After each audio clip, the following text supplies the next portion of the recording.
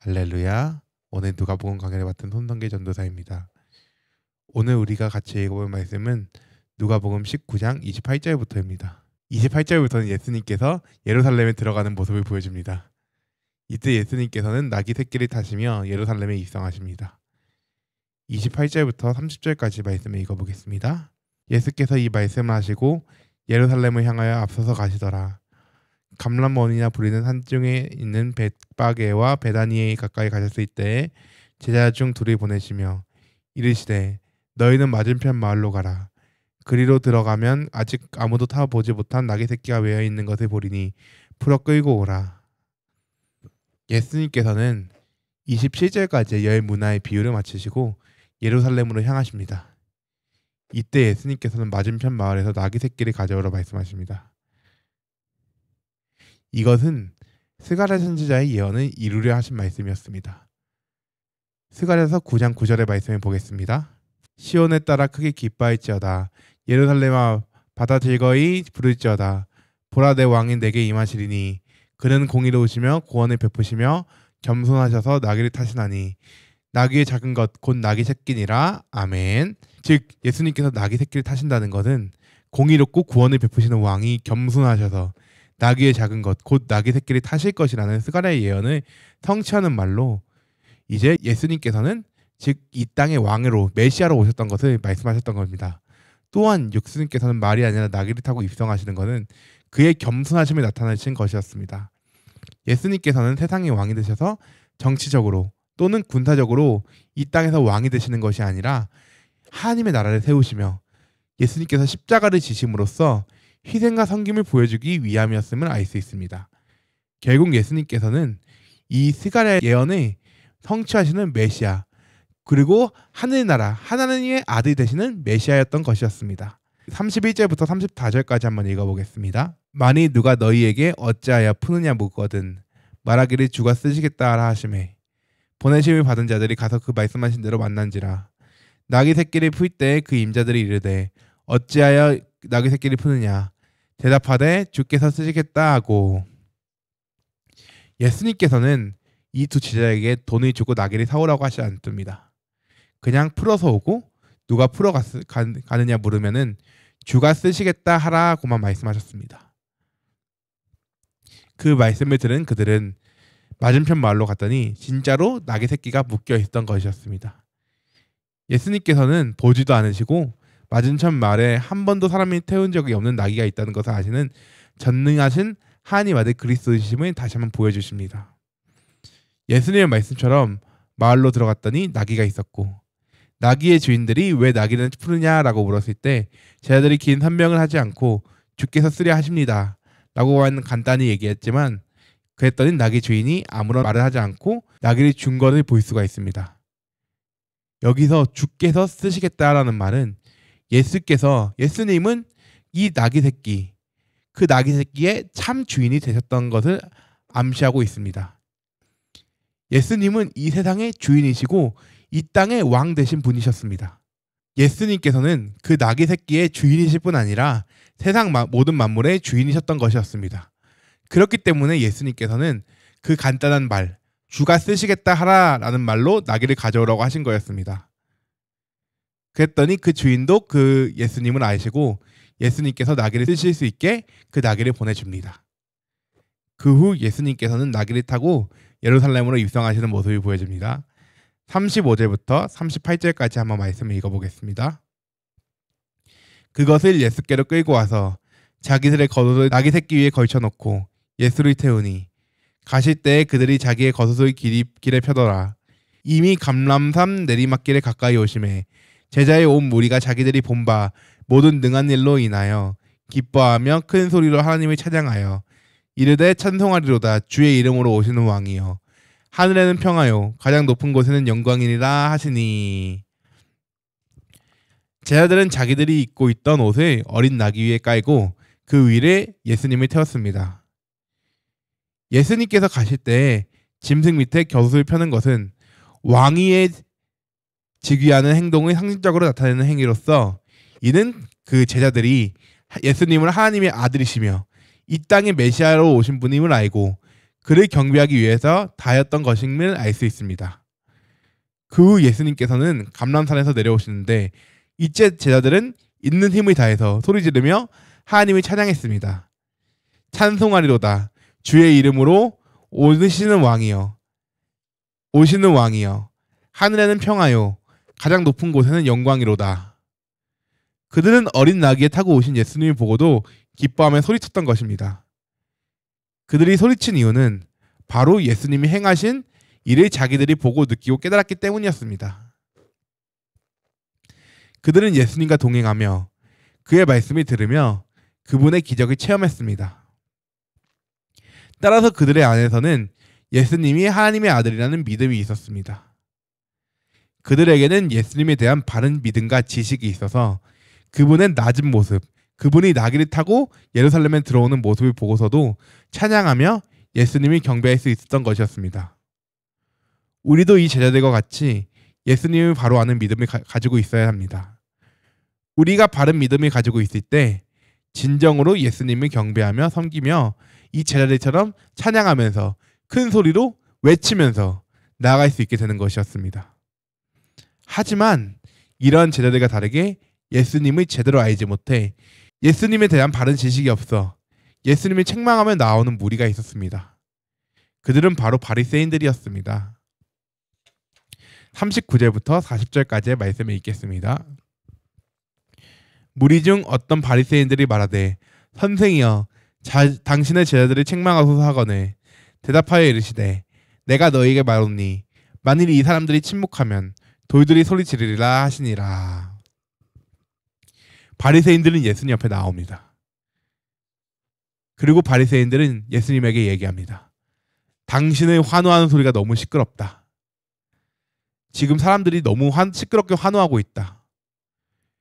그렇기 때문에 예수님께서 제자들이 좀 나무라셔서 조용히 시켜달라고 말씀하신 것이었습니다.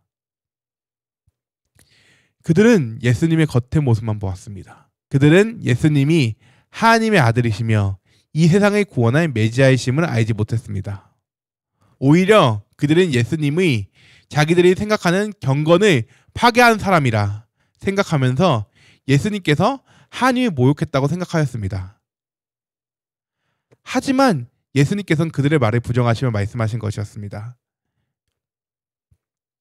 예수님께서는 자신이 예루살렘 입성은 이스라엘의 역사를 기대하고 준비해 오던 사건이었으며 이 말은 그리스도가 오신 사건이라고 알려주셨던 것이었습니다.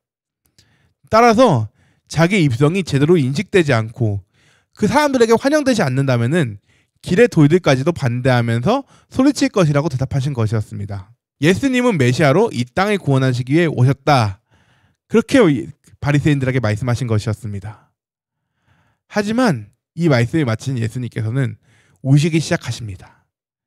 41절부터 44절까지의 말씀을 보겠습니다.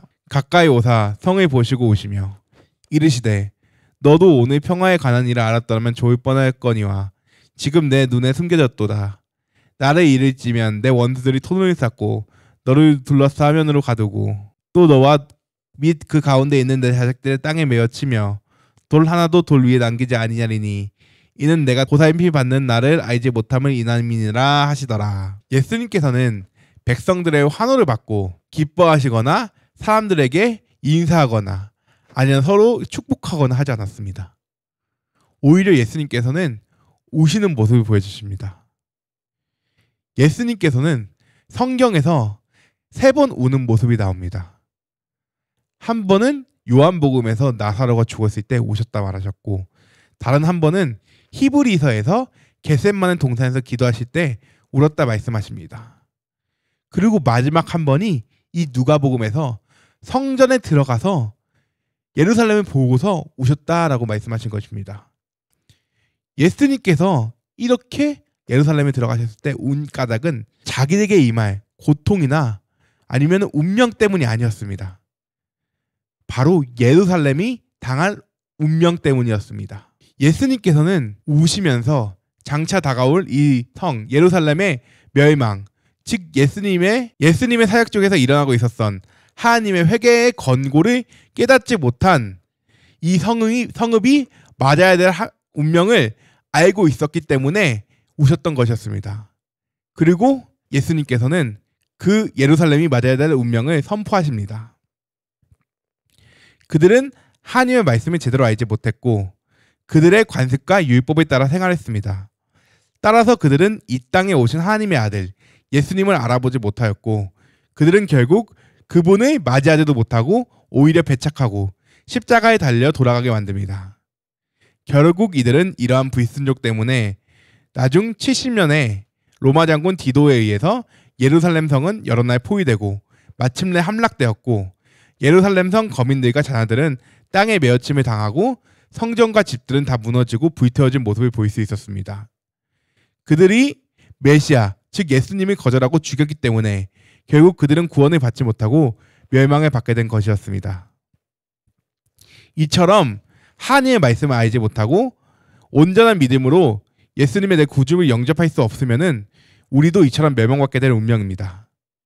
그래서 우리는 언제나 예수님을 주로 고백하며 살아가는 삶이 되어야 합니다. 이 말씀을 마치신 후 예수님께서는 성전에 들어가십니다. 45절부터 48절까지 읽겠습니다. 성전에 들어가사 장사하는 자들을 내쫓으시며 그들에게 이르시되 기록된 바 내 집은 기도하는 집이 되리라 하였거늘 너희는 강도의 소굴을 만들었도다 하시니라. 예수께서 날마다 성전에서 가르치시니 대제사장들과 서기관들이 백성의 지도자들이 그를 죽이려고 꾀하되 백성이 다 그에게 귀를 기울여 들으므로 어찌할 방도를 찾지 못하였더라. 예수님께서는 성전에 들어가서 그 안에서 장사하는 사람들 쫓아내시는 모습을 보여줍니다. 왜 예수님께서는 이 사람들을 쫓아내셨을까요? 그것은 바로 이 사람들이 타락하고 이 사람들이 더욱더 성전을 더럽히고 있었기 때문이었습니다. 20세 이상의 유대인 남자들은 한 해에 한 번 반세겔씩 성전세를 내어야 했습니다. 그런데 그러한 성전세는 일반 화폐, 세상에서 쓰는 화폐로는 받지 않았고 성전에서 쓰는 화폐로만 받았습니다. 그래서 성전세를 내는 사람들은 일반 화폐를 성전 화폐로 바꿔야 됐습니다. 또 성전에는 짐승을 파는 사람들도 있었습니다. 사람들이 밖에서 가져온 짐승은 검사료를 내야 했을 뿐만이 아니라 검사관들이 온갖 핑계, 온갖 흠을 잡아가지고 제사를 드리기에는 부적절한 대물이라고 판정해서 되돌려 보냈습니다. 그래서 사람들은 성전 안에서 파는 짐승을 살 수밖에 없었습니다. 그런데 짐승의 값이 밖에서는 비교할 수 없을 만큼 비쌌습니다.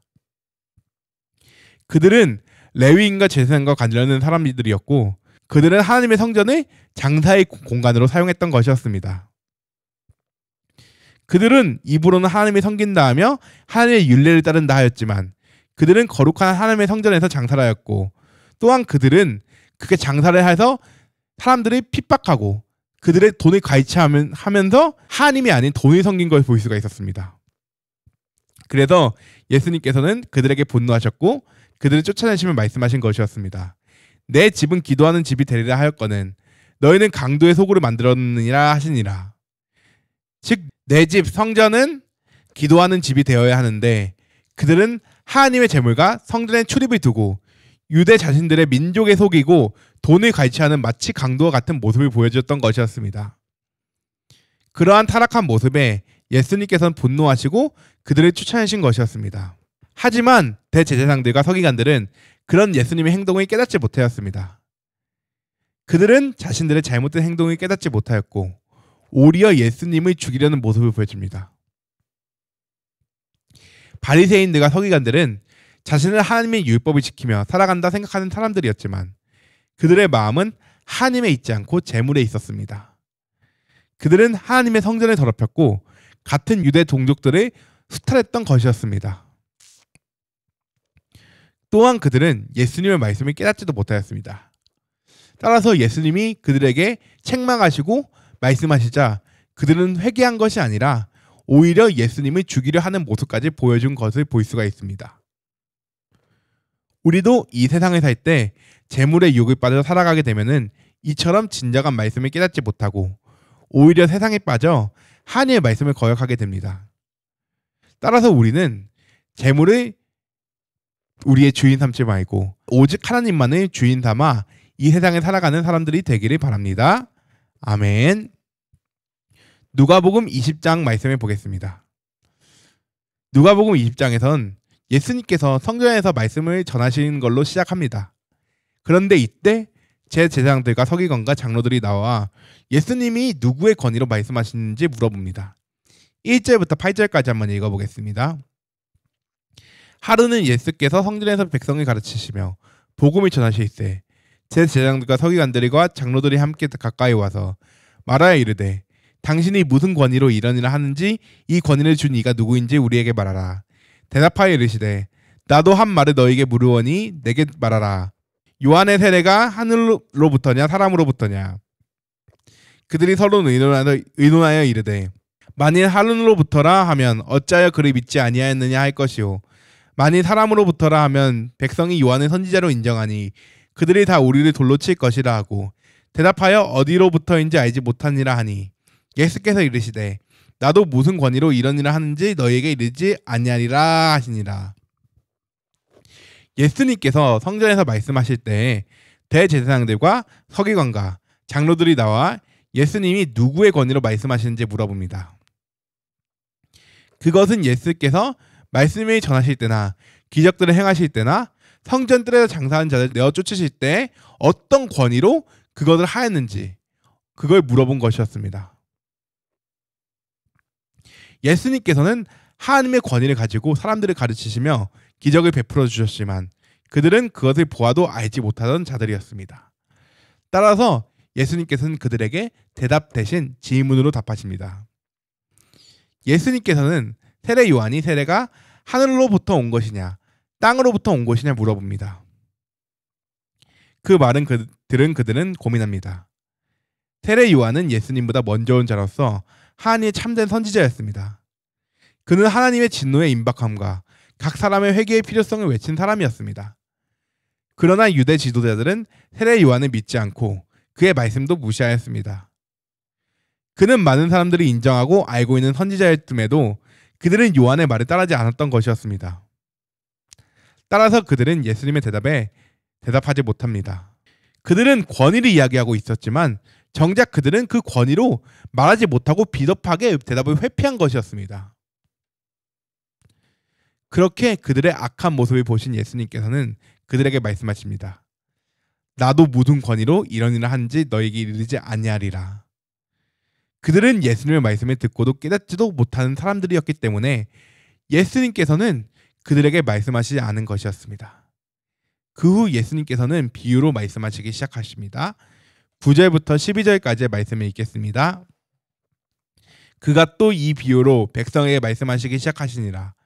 한 사람이 포도원을 만들어 농부들에게 새로 주고 타국에 가서 오래 있다가 때가 이르매 포도원 소출 얼마를 바치게 하려고 한 종을 농부들에게 보내니 농부들이 종을 몹시 때리고 거저 보내었거늘 다시 종을 보내니 그도 몹시 때리고 능욕하고 거저 보내었거늘 다시 세 번째 종을 보내니 이 종도 상하게 하고 내쫓은지라. 예수님께서는 비유로 말씀하십니다. 비유에서 포도원을 만든 한 사람은 하나님을 의미합니다. 그리고 포도원은 이스라엘 백성을 의미하며 농부들은 이 구약시대의 지도자들인 대제사장과 장로들을 말하고 있습니다. 포도원 주인은 포도원의 소출을 얻기 위해서 한 종을 자신이 고용한 농부들에게 보내었습니다. 그러나 주인의 기대와 달리 농부들은 마땅히 바쳐야 할 소출은 고사하고 주인이 보낸 종을 몹시 때리고 빈손으로 주인에게 돌려보낸 것이었습니다. 주인은 다시 한번 종을 그 농부들에게 보내고 이번에도 농부들은 그 종을 능욕하고 빈손으로 돌려보낸 걸 볼 수가 있습니다.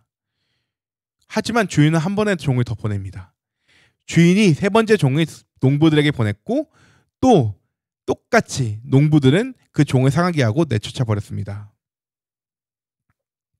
주인이 보낸 종들은 하나님께서 보내는 선지자들을 의미합니다.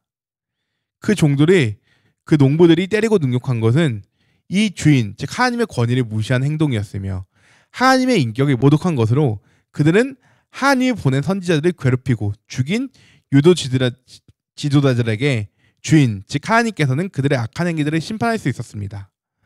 그러나 주인은 그 악한 농부들을 심판하지 않고 주인이 사랑하는 아들을 보내 모든 잘못된 일을 바로잡으려 하였습니다. 하지만 그들은 주인과 다른 생각을 하는 것을 볼 수가 있었습니다. 13절부터 16절까지의 말씀을 읽겠습니다.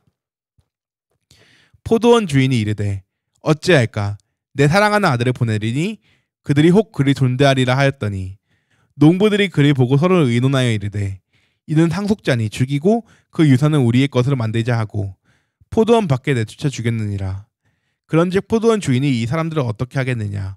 와서 그 농부들을 진멸하고 포도원을 다른 사람들에게 주리라 하시니 사람들이 듣고 이르되 그렇게 되지 말아지어다 하거늘 그 주인은 자기의 사랑하는 아들을 보냅니다. 그 소작농들을 심판하는 대신 아들을 보내어서 그들에게 회개할 기회를 주었던 것이었습니다. 하지만 그 농부들은 자기의 기득권을 지키는 것을 넘어 주인의 포도원을 빼앗기 위해 더 큰 악을 저지르는 걸 볼 수가 있습니다. 그 악한 농부들, 그들은 주인의 사랑하는 아들을 포도원 밖에 내쫓아 죽이고 말았습니다. 이는 예수님께서 예루살렘 성 밖으로 끌려가 십자가 죽음을 당하게 될 것을 의미하고 있던 것이었습니다. 예수님께서는 이 땅에 내려오신 하나님의 아들 그리스도 메시아셨습니다. 예수님께서는 사람들에게 회개할 것을 말하며 하나님의 나라에 대해 선포하여 구원을 전파하셨지만 그 지도자들은 그 말씀을 듣지 않았고 그들은 그 말씀을 믿지 않고 오히려 예수님을 죽이려 한 것이었습니다. 그렇기 때문에 예수님께서는 말씀하신 것이었습니다. 그 농부들이 진멸하고 포도원을 다른 사람들에게 주리라. 즉 그들은 포도원의 주인이 될 것으로 착각하고 있었지만 그 주인이 돌아오는 날, 즉 그 심판의 날에 그들은 모두 심판받아 죽게 될 것을 말씀하고 계신 것이었습니다. 그 후 예수님께서는 시편의 말씀을 인용하며 말씀하십니다. 17절부터 18절까지의 말씀을 읽겠습니다. 그들을 보시며 이르시되 그러면 어찌된 바 건축자들이 버린 돌이 모퉁이의 머릿돌이 되었느니라 함이 어찌미냐. 무릇 이 돌 위에 떨어지는 자는 깨어지겠고 이 돌이 사람 위에 떨어지면 그를 가루로 만들어 흩으리라 하시니라. 예수님께서는 시편 118편 22절의 말씀을 인용하시며 건축자들이 버린 돌이 모퉁이의 머릿돌이 되었다 말씀하십니다. 이는 하나님의 아들이신 예수님께서 포도원 밖에 내쫓아 죽임을 당하신, 즉 십자가에 달려 돌아가시지만 그것은 오히려 구약의 말씀이 성취되기 위함임을 말씀하신 것입니다. 예수님께서는 이 땅에 십자가에 달려 돌아가시고 3일 만에 부활하심으로 우리의 죄를 대속해 주셨습니다. 그러므로 예수님께서는 신약교회 우리 교회의 머릿돌이 되신 것을 예수님께서는 이 시편의 말씀을 인용하시면서 말씀하신 것이었습니다. 그 후 서기관과 대제사장들이 예수님의 말을 책잡으려 질문하는 것을 보여줍니다. 19절부터 22절까지의 말씀을 보겠습니다. 서기관들과 대제사장들이 예수의 이 비유는 자기들이 가르쳐 말씀하신 것을 알고 즉시 잡고자 하되 백성을 두려워하더라. 이에 그들이 엿보다가 예수를 총독의 다스림과 권세 아래로 넘기려 하여 정탐들을 보내어 그들로 스스로 의인인 체하며 예수님의 말을 책잡게 하니 그들이 물어 이르되 선생님이여 우리가 아노니 당신은 바로 말씀하시고 가르치시며 사람의 외모로 취하지 아니하시고 오직 진리로서 하나님의 도를 가르치시나이다. 우리가 가이사에게 세를 바치는 것이 옳으니까 옳지 않으니까 하니 예수께서 그 관계를 아시고 이르시되 데나리온 하나를 내게 보이라. 누구의 형상과 글이 여기 있느냐. 대답하되 가이사의 것이니이다. 이르시되 그런즉 가이사의 것은 가이사에게 하나님의 것은 하나님께 바치라 하시니 그들이 백성 앞에서 그의 말을 능히 책잡지 못하고 그의 대답을 놀랍게 여겨 침묵하니라. 포도원 주인과 농부의 비유로 자신들이 이야기를 하셨다는 사실을 깨닫는 서기관들과 대제사장들은 분노하여 예수님을 잡아 해코지하려 합니다. 하지만 그들은 백성이 두려워 예수님을 붙잡지 못합니다. 그들은 사람을 무서워하지 하나님이 경외하지 않는 자들인 것이었습니다. 그래서 그들은 예수님을 책잡기 위한 질문합니다. 우리가 가이사에게 세를 바치는 것이 옳으니까 옳지 않으니까 하니 이 질문은 로마 황제로 대변되는 로마 제국에 세금을 내는 것이 옳으냐 옳지 않느냐 물었던 것이었습니다. 만약 이때 예수님께서는 옳다고 하셨다면 이 무거운 세금, 로마의 세금에 허덕이는 백성들과 로마의 압정에 투쟁하다 이스라엘 사람들에게 큰 원성을 살 수 있었습니다. 하지만 또 옳지 않다고 하신다면 로마 제국에 신고를 당할 수도 있는 질문이었던 것이었습니다. 그들은 예수님을 고발하고 공격하기 위해 이러한 질문을 가지고 왔던 것이었습니다. 하지만 예수님께서는 이들의 이런 악한 의도를 아시고 계셨습니다.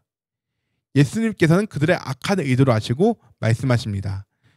가이사의 것은 가이사에게, 하나님의 것은 하나님께 바치라. 데나리온은 당시 통용되던 은전으로서 로마 황제와 얼굴과 글이 쓰여 있던 것이었습니다. 예수님께서는 황제의 초상이 새겨져 있던 데나리온이 유대에서 많이 사용되고 있던 것을 아셨으며, 또한 그 성전에서 돈 바꾸는 자들의 책상 위에 쌓여 있던 것을 알고 있었습니다. 그들은 로마의 돈을 사용하면서 로마에게서 돈을 받으며 생활하던 자들이었던 것이었습니다. 그래서 예수님은 그 데나리온을 보시며 가이사의 것은 가이사에게, 하나님의 것은 하나님께 바치라 하십니다. 그것은 바로 예수님께서 계속해서 말씀하신 것이었습니다. 우리가 이 세상에 살아가면서 세상의 것들을 사용하며 세상에 세금을 내며 세상의 규율을 지키며 살아가고 있습니다. 하지만 우리가 세상에 살아갈 때 하나님의 것은 하나님께 바쳐야 한다는 것입니다. 그것은 좁게는 11조와 헌금을 의미하게 하지만 넓게는 인생의 모든 주권, 우리의 모든 것을 하나님께 바쳐야 된다는 것입니다. 예수님께서는 이 말씀을 통하여서 우리에게 말씀하고 계신 것입니다. 너희는 저 유대인 지도자들처럼 외식하며 악한 저들처럼 하지 말고 너희를 하나님께 바쳐라. 세상을 살아가면서도 우리는 하나님의 것임을 알고 하나님께 바쳐야 한다고 말씀하신 것이었습니다. 이러한 예수님의 말씀처럼 이 세상에 살아가며 분별되어 하나님께 자기의 모든 것을 맡기고 살아갈 수 있길 바랍니다. 이 말씀을 마치신 후에 예수님께서는 이제 부활이 없다고 주장하는 사두개인들의 질문에 대답하는 모습을 보여주십니다. 27절부터 33절까지 읽겠습니다. 부활이 없다고 주장하는 사두개인 중 어떤 이들이 와서 물어 이르되, 선생님이여, 모세가 우리에게 써주기를 만일 어떤 사람이 형의 아내를 두고 자식이 없어 죽으면 그 동생이 그 아내를 취하여 형을 위하여 상속자를 세울지니라 하였나이다. 그런데 7형제가 있었는데 마지가 아내를 취하였다가 자식이 없어 죽고 그 둘째와 셋째가 그를 취하고 7이 다 그와 같이 자식이 없이 죽고 그 후에 여자도 죽었나이다. 7이 다 그를 아내로 취하였으니 부활 때에 그 중에 누구의 아내가 되리이까. 예수님 당시에는 유대 사회에 부활을 부정하는 사두개인들이 있었습니다. 사도행전 23장 8절에 보면 그들은 부활도 없고 영도 없고 천사도 없다고 주장하였습니다. 그들은 예수님에게 하나의 질문합니다.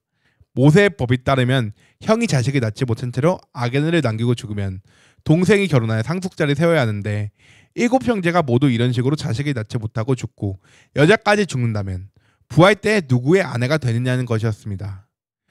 그들은 예수님을 조롱하고 당혹하게 만들게 하기 위하여서 그런 질문을 가지고 나왔습니다. 하지만 예수님께서는 그들의 질문이 처음부터 잘못되었다고 말씀하십니다. 34절부터 36절까지의 말씀 읽겠습니다.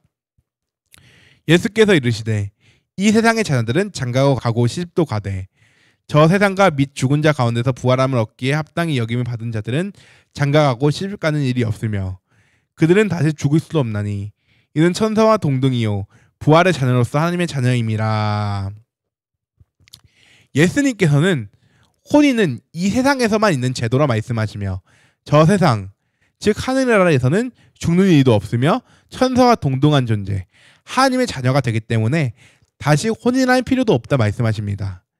즉 이 세상의 제도가 장차 오는 저 세상 천국에서도 그대로 지속된다고 생각하는 사도개인들의 생각은 분명히 잘못되었다고 말하고 있는 것이었습니다. 그 후 이 모세의 말씀을 통하여서 그들의 생각을 다시 한번 논파하시는 예수님을 볼 수가 있습니다. 37절부터 40절까지의 말씀을 보겠습니다. 죽은 자가 살아났던 것은 모세도 가시나무 떨기에 관한 글에서 주를 아브라함의 하나님이요 이삭의 하나님이요 야곱의 하나님이시라 칭하였나니 하나님은 죽은 자의 하나님이 아니요 살아있는 자의 하나님이시라. 하나님에게는 모든 사람이 살았느니라 하시니 서기관 중 어떤 이들을 말하되 선생님 잘 말씀하셨나이다 하니 그들은 아무것도 감히 더 물을 수 없음이더라. 아멘. 예수님께서는 이 모세 이야기를 통해서 부활의 성경적 근거를 증거하십니다. 예수님께서는 부활에 대해 직접 증거하는 구절, 즉 다니엘과 같은 구절을 인용하지 않으시고 이것들보다 더 근원적인 한 구절을 인용하시는 것을 보여줍니다. 그것은 바로 하나님께서 호렙산 떨기나무 불꽃 가운데서 모세에게 나타났을 때 자신에 대해 나는 내 조상의 하나님이시니 아브라함의 하나님, 이삭의 하나님, 야곱의 하나님이시라 말씀하신 말씀을 가지고 예수님께서는 말씀하십니다. 모세는 가시나무 떨기에서 하나님께서 자신을 아브라함의 하나님, 이삭의 하나님, 야곱의 하나님이라 말씀하실 때를 기억합니다. 하나님께서는 죽은 자의 하나님이 아니고 산자의 하나님이시기 때문에 아브라함이나 이삭이나 야곱들은 다 죽었지만 그 영들은 다시 살아났다고 말씀하신 것이었습니다. 그 말씀을 통해서 예수님께서는 이 사두개인들의 천국이 없고 부활이 없다라고 말씀하신 그 말을 논파한 것을 볼 수가 있었습니다. 예수님께서는 그 두 질문에 대한 답변으로 그들이 아무런 말을 못하게 하신 말씀을 보여주십니다. 예수님께서는 그 말씀을 마치시고 그 논쟁하는 자들에게 말씀하십니다. 41절부터 44절의 말씀을 읽겠습니다. 예수께서 그들에게 이르시되 사람들이 어찌하여 그리스도를 다윗의 자손이라 하느냐. 시편의 다윗이 친히 말하였으되 주께서 내 주께 이르시되 내가 내 원수를 내 발등상으로 삼을 때까지 내 우편에 앉았느라 하셨도다 하였느니라. 그런즉 다윗이 그리스도를 주라 칭하였으니 어찌 그의 자손이 되겠느냐 하시니라. 이사야 12장 1절에서는 이새의 줄기 한 싹이 나며 그 뿌리에서 한 가지가 나서 결실할 것이요 라고 말하고 있습니다. 이 예언에 따라서 유대인들은 그리스도 메시아가 다윗의 자손으로 올 것이라고 믿고 기다렸습니다. 그런데 이제 예수님께서는 시편 110편 1절을 인용하심으로써 그들에게 한 가지를 질문하십니다. 예수님께서 하신 질문은 이 종교 지도자들과 또한 그곳에 있는 모든 사람들이 가지고 그들의 생각 속에 있는 그리스도에 대한 정체성에 대해서 물어본 것이었습니다. 그들은 메시아가 다윗의 자손이라는 것은 알고 있었지만 그것은 단순히 다윗의 자손, 그 이상의 존재로 생각하지 않았습니다. 또한 그 다윗의 자손이라는 표현은 군사적이고 정치적인 의미였습니다. 당시 이스라엘은 로마의 지배를 받고 있었기 때문에 사람들은 이 땅에서 로마를 무찌르고 이 상황을 벗어나게 해줄 다윗과 같은 지도자, 다윗과 솔로몬 시대에 누린 이스라엘 영광을 회복하게 해줄 통치자를 기다리고 있던 것이었습니다. 이들은 메시아에 대한 잘못된 생각을 가지고 있었기 때문에 예수님은 메시아를 단순히 이 땅에서 통치하는 민족주의적인 왕이 아닌 다윗의 초원하신 분이심을 알려주십니다. 예수님께서는 시편 110편을 통해 다윗은 그리스도를 주를 칭한 것을 말씀하시면서 이는 분명히 다윗보다 그리스도가 메시아가 우월하신 존재임을 명시하고 있습니다. 이러한 그리스도에 대한 이해는 로마서를 통해 정확히 알 수 있습니다. 로마서 1장 3절에서 4절의 말씀을 보겠습니다. 그의 아들에 관하여 말하면 육신으로는 다윗의 혈통에서 자셨고 성결의 영으로는 죽은 자들 가운데서 부활하사 능력으로 하나님의 아들로 선포되셨으니 곧 우리 주 예수 그리스도시라. 여기서 로마서 1장 3절에서 4절의 말씀을 보면은 결국에는 예수님께서는 육신으로는 다윗의 혈통에서 나셨지만 영으로는 하나님의 아들이시고 우리를 구원하실 그리스도이심을 알 수가 있었습니다. 하지만 유대 지도자들과 유대인들은 그것을 알지 못했고 예수님이 메시아이심을 알아보지 못하였습니다. 그렇기 때문에 예수님께서는 그들에게 말씀하신 것이었습니다. 그 말씀을 마치신 후 예수님께서는 제자들에게 말씀하십니다. 45절부터 47절까지의 말씀을 읽겠습니다. 모든 백성이 들을 때에 예수께서 그 제자들에게 이르시되 긴 옷을 입고 다니는 것을 원하며 시장에서 문안받는 것과 회당의 높은 자리와 잔치의 윗자리를 좋아하는 서기관들을 삼가라. 그들은 과부의 가산을 삼키며 외식으로 길게 기도하니 그들이 더 엄중한 심판을 받으리라 하시니라. 예수님은 주변에 있는 사람들이 듣고 있는 상황에서 제자들에게 서기관들을 삼가라고 말씀하십니다. 그들은 일부러 이목을 끌고 문안을 받기 위해 긴 옷을 입고 다녔습니다. 그들은 자신의 권위를 내세우기 좋아하는 서기관들은 회당의 높은 자리와 잔치의 윗자리를 좋아해서 그들은 그런 자리를 다니며 또한 자신들의 대우를 받아야 된다는 생각에 가득 차 있어서 높은 자리를 차지하기 위해 혈안이 되어 있던 모습을 보여주었습니다. 그러한 모습을 아시는 예수님께서는 서기관을 삼가라라고 말씀하신 것이었습니다. 또한 그들은 자기의 지위를 악용해 다른 사람의 물질을 옳지 않은 방법으로 취하였다고 말씀하셨습니다. 이 서기관들은 어려서부터 율법을 공부하고 커서는 사람들에게 율법을 가르치는 사람들이었습니다. 그들은 하나님의 말씀에 순종하며 하나님의 율법을 지켜야 하는 자들이었지만 그들은 하나님의 말씀에 순종하지 않고 오히려 겉으로 보이는 것에만 신경 쓰며 하나님의 말씀인 이웃을 사랑하라는 계명을 지키지 않았던 것이었습니다. 그렇기 때문에 예수님께서는 그들과 가까이 하지 말라 말씀하시면서 그들이 엄중한 심판을 받을 것을 말씀하십니다. 이처럼 이 누가복음 20장에서의 말씀에서는 예수님과 유대 지도자들 간의 논쟁에 대해서 보여줍니다. 그들은 하나님의 말씀을 잘 알지 못하여서 이 땅에 오신 메시아이신 그리스도 예수님을 알아보지 못하고 그를 모함하고 죽이려는 모습을 보여줍니다. 그들은 사람들에게 말씀을 가르치며 그 말씀에 모범이 되어야 되는 사람들이었지만 오히려 그들은 반면교사의 모습만을 보여주었습니다. 그들은 오히려 하나님의 말씀을 순종하지 않고 사람들을 착취하며 외식하는 모습만 보여줬던 것이었습니다. 그렇기 때문에 예수님께서는 이 서기관과 어울리지 말라고 말씀하신 것이었습니다.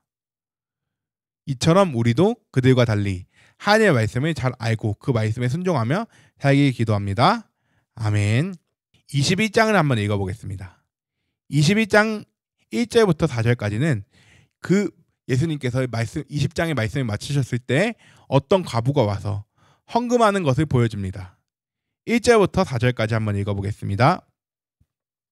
예수께서 눈을 들어 부자들이 헌금함에 헌금 넣는 것을 보시고 또 어떤 가난한 과부가 2렙돈 넣는 것을 보시고 이르시되 내가 참으로 너에게 말하노니 이 가난한 과부가 다른 모든 사람보다 많이 넣었도다.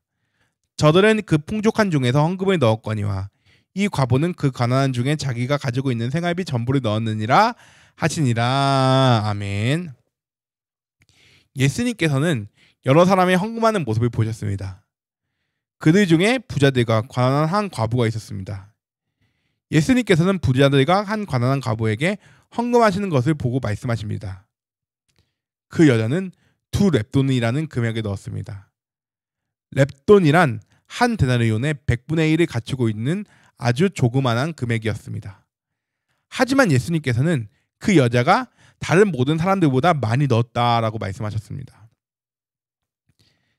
다른 사람들은 그가 가진 중에서 일부를 넣었습니다. 그들은 그 돈을 헌금으로 넣든 아니면 다른 용도로 쓰든 그에게는 그 돈이 없어도 살아가는데 지장이 없는 아주 작은 일부분을 넣었던 것이었습니다. 하지만 가난한 과부의 동전 2개는 헌금으로 드리기에 아주 적은 금액일지라도 그녀에게는 자신의 생각이 전부였기 때문에 그 가치는 다른 모든 사람들의 헌금과 비교할 수 없을 정도로 크다라고 말씀하신 것이었습니다. 이처럼 하나님께서는 우리의 헌금이 많고 적음을 보시지 않습니다. 바로 헌금하는 사람의 마음을 보십니다. 이 본문은 우리가 예수님께 우리가 헌금의 생활비 전부를 바쳐야 된다는 뜻이 아닙니다. 우리가 많이 큰 헌금을 하더라도 하나님께 자원하면 감사하는 마음이 없이 헌금을 하는 것이었다면 그 헌금은 하나님을 기쁘시게 할 수 없다라고 말씀하신 것이었습니다. 즉 우리의 헌금에 있어서 가장 중요한 점은 하나님께 감사하는 마음이라 라고 이 예수님께서는 이 과부의 헌금을 통해서 말씀하고 계신 것을 볼 수가 있었습니다. 아멘. 오늘 주기도문 하심으로 누가복음 강해를 마치겠습니다. 하늘에 계신 우리 아버지여, 이름이 거룩히 여김을 받으시오며 나라가 임하시오며 뜻이 하늘에서 이루어진 것 같이 땅에서도 이루어지이다. 오늘 우리에게 일용할 양식을 주옵시고 우리가 우리에게 죄 지은 자를 사하여 준 것 같이 우리 죄를 사하여 주옵시고 우리를 시험에 들게 하지 마옵시며 다만 악에서 구하옵소서. 대개 나라와 권세의 영광이 아버지께 영원히 있사옵나이다. 아멘.